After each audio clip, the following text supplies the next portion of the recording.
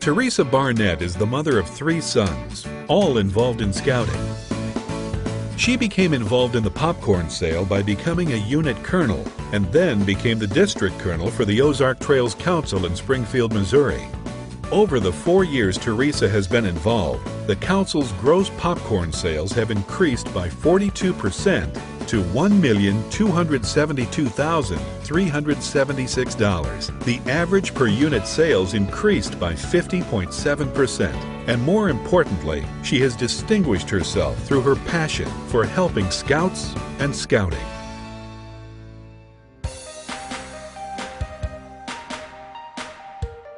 In order to help my unit colonels be successful across the district, I need, as a district colonel, need to make sure that my unit colonels are staying excited and energetic and keeping their units pumped up and going. If the adults are excited about popcorn, the kids are going to be excited about popcorn. If the adults are getting bogged down, stressed, they're not nearly as excited, then the kids are going to follow suit.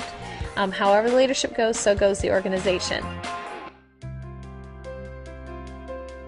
The first error that takes place a lot of times is districts and councils go towards the first willing person.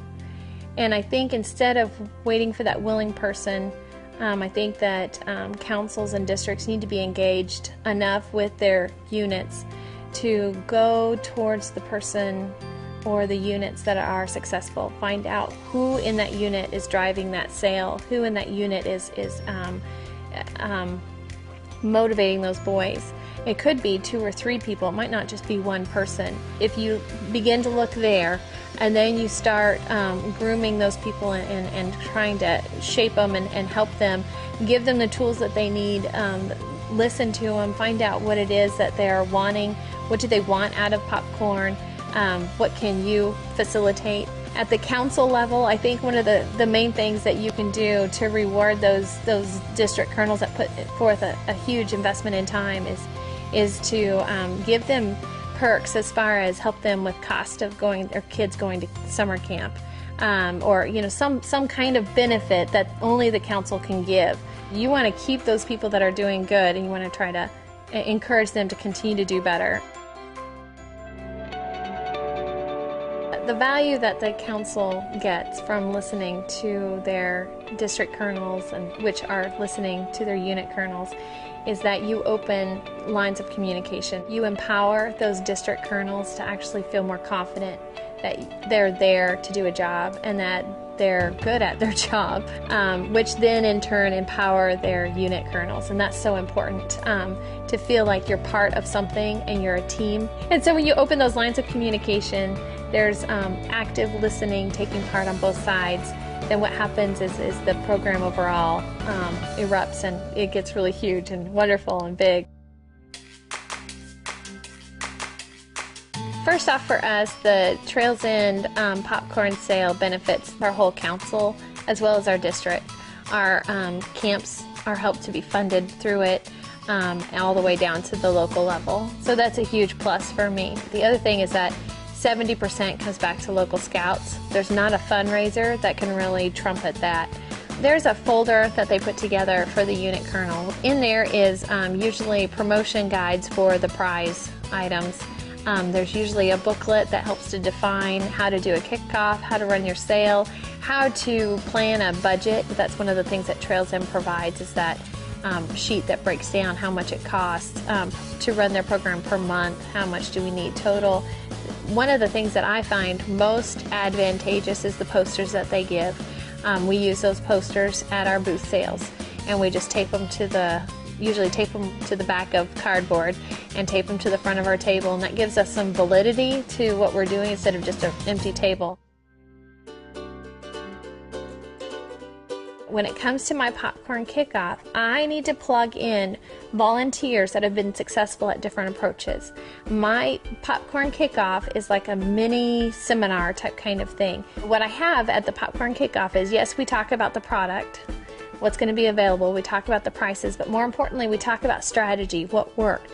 So if I have a unit that really did an amazing job at the booth sales last year, that unit colonel is coming and talking. Last year I was able to get cooperation from my district as far as having the Boy Scouts. I had a salesman merit badge going on at the same time as my district kickoff, and that way I was able to engage the Boy Scouts and hopefully get more of those Scoutmasters there. I'm a communications crazy person, and so I send out all kinds of emails constantly. If I don't hear back from email, if I haven't heard back from a unit colonel, then I call that person and I'm finding out what's going on. The other thing too that I've done is I've put together a spreadsheet for my unit colonels to know what they need to do at different times, different weeks. What are we trying to do? The first week, what we're trying to do is we're trying to just be as visible as we possibly can, hit every single store that we can to do booth sales and to be very visible. All of the kids need to hit their neighborhoods. You want to coach your unit colonel to basically be a cheerleader for their units. And so each week is another thing that they're trying to focus on and work on.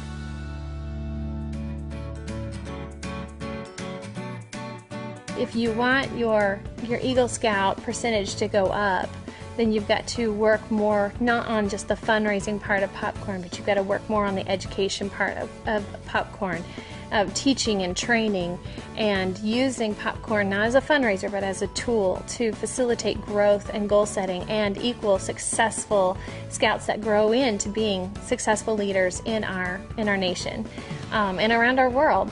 The ramifications of teaching kids early on how to be great, awesome leaders is out of this world. And we can't even try to measure that.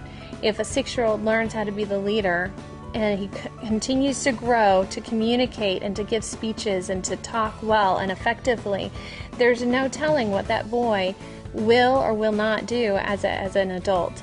There's no limits put on that child. Got all emotional and everything.